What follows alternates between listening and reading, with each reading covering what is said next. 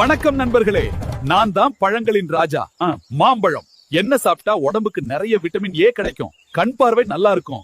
Hi, நான் apple. ஒரு நாளுக்கு ஒரு ஆப்பிள் சாப்பிட்டா டாக்டருக்கே வேலை இருக்காது.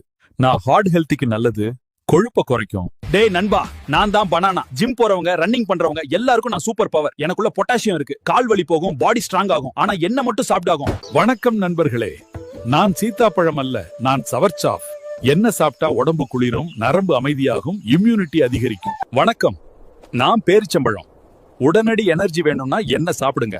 இரும்பு சத்து நிறைய இருக்கு, பலவீனம் குறையும், சோர்வு போகும்.